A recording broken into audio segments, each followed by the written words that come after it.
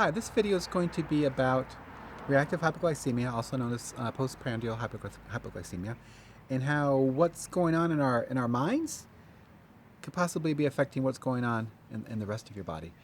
Um, so the approach I'm taking is that we want our blood sugar levels to be consistently low, insulin consistently low, and we want the beta cells in our pancreas to be consistently calm, right? Consistently in a calm state, not being overworked, not being overtaxed, just kind of calm and quiescent.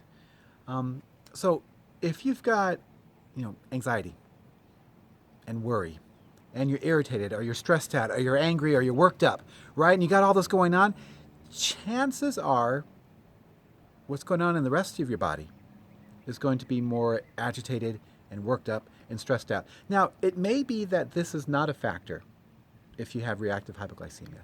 It may be that this is a small factor for you. It may be that that you think this may be a large factor for you. But just the basic idea is that, our mind and our body, they're connected, right? They're not separate entities. They're working in tandem. Um, so it's good to be cognizant of what's going on in your mind and how that may be affecting your blood sugar levels. Again, the premise is that overproduction of insulin is the core cause of the low blood sugars in reactive hypoglycemia. Now, I can tell you, for me, it was definitely a factor for me when I was hypoglycemic. If I got angry, I got worked up for some reason, I would start having low blood sugar levels within minutes. So certainly within 5 or 10 minutes, my blood sugar levels would start to go down.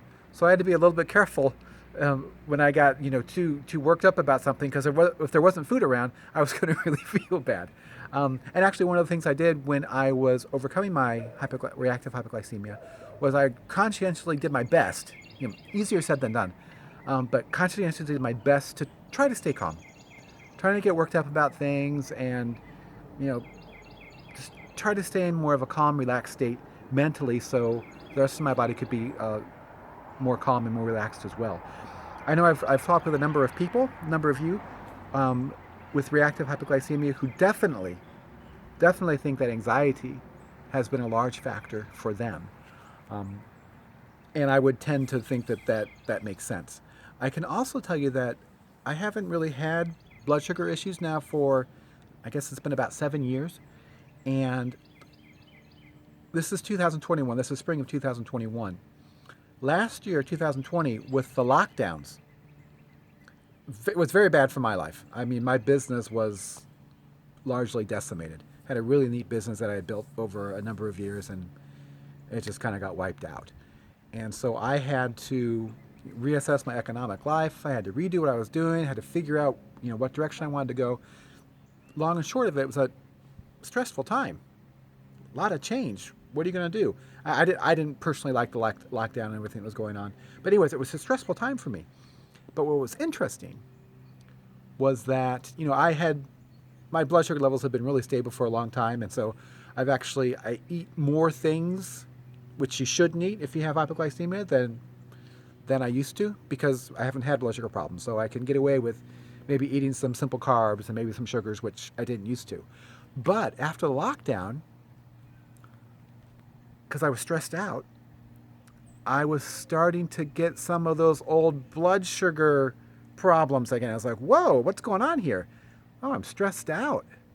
And so I had to go back to having a more strict diet again, where I was really cutting out my carbs, really cutting out my sugars, eating more infrequently than even I was before, and going more towards fat. And then I was fine again.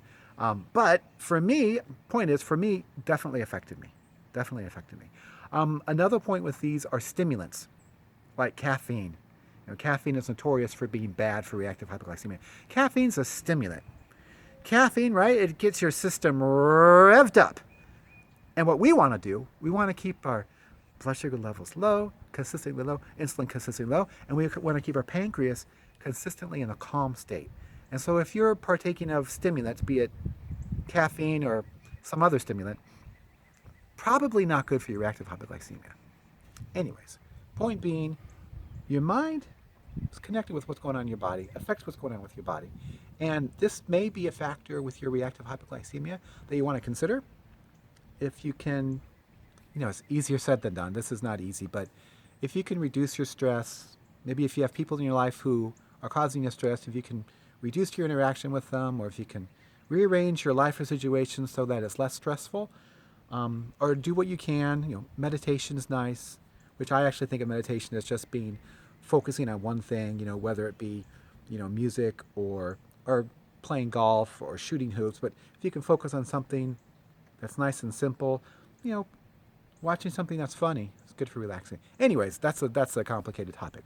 But if you can keep your mind calm, chances are it's going to help you keep the beta cells in your pancreas a little bit calmer as well. So another something to consider. Good luck.